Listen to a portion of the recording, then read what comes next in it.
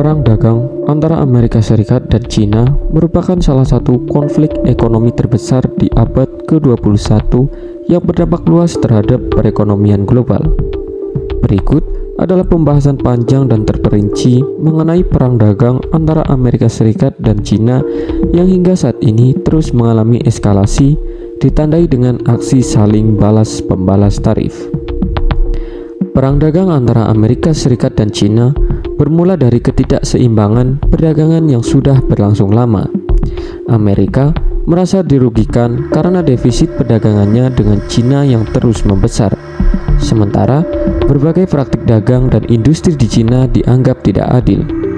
Pemerintahan Presiden Donald Trump memulai pendekatan konfrontatif terhadap Cina pada tahun 2018 dengan menuduh Beijing melakukan pencurian kekayaan intelektual, memanipulasi mata uang, dan memberikan subsidi besar kepada perusahaan-perusahaan negara untuk mendominasi pasar global. Pada Maret 2018, AS memperlakukan tarif sebesar 25% terhadap produk baja dan 10% terhadap aluminium dari berbagai negara, termasuk Cina. Tak lama setelah itu, AS menjatuhkan tarif tambahan terhadap produk-produk Cina senilai 50 miliar US dollar dengan fokus pada barang-barang teknologi, mesin, dan transportasi. Cina langsung membalas dengan mengenakan tarif serupa terhadap produk-produk pertanian AS seperti kedelai, jagung, dan daging yang merupakan ekspor utama dari negara-negara bagian pendukung Trump.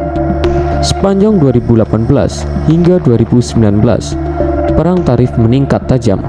AS menaikkan tarif terhadap barang-barang Cina senilai lebih dari 360 miliar US dollar. Sementara Cina menerapkan tarif terhadap lebih dari 110 miliar US dollar produk asal AS. Pemerintah AS juga mulai menargetkan perusahaan teknologi besar Cina seperti Huawei dan ZTE dengan membatasi akses mereka terhadap komponen teknologi tinggi buatan AS. Cina membalas dengan memperketat regulasi terhadap perusahaan-perusahaan AS di Cina, serta memperkuat kerjasama dagang dengan negara-negara lain. Pada Januari 2020, setelah beberapa bulan negosiasi dan tekanan ekonomi dari kedua belah pihak, AS dan Cina menandatangani kesepakatan dagang fase 1, Peace on Trade Deal. Dalam perjanjian tersebut, Cina sepakat untuk meningkatkan pembelian produk AS senilai 200 miliar US dollar dalam 2 tahun ke depan, termasuk produk pertanian, energi, dan barang industri. Sebagai imbalannya, AS menghentikan beberapa kenaikan tarif tambahan dan menurunkan sebagian tarif yang telah diberlakukan sebelumnya. Namun, kesepakatan ini tidak menyentuh isu struktural utama dan implementasinya terganggu oleh pandemi COVID-19. Setelah Joe Biden menjabat sebagai presiden pada tahun 2021, ia mempertahankan sebagian besar kebijakan tarif era Trump dan menambahkan pendekatan baru yang lebih terkoordinasi dengan sekutu internasional. Pemerintahan Biden memperkuat pembatasan ekspor terhadap teknologi tinggi seperti chip semikonduktor dan AI ke Cina. Selain itu, AS juga membatasi investasi Amerika di sektor teknologi strategis Cina. Cina merespon dengan langkah-langkah serupa, termasuk pelarangan ekspor logam langka dan sanksi terhadap perusahaan-perusahaan AS yang dianggap mengancam kedaulatan nasional. Hingga tahun 2025, perang dagang kembali memanas. AS memperluas daftar barang Cina yang dikenakan tarif tambahan, termasuk produk elektronik, kendaraan listrik, dan panel surya.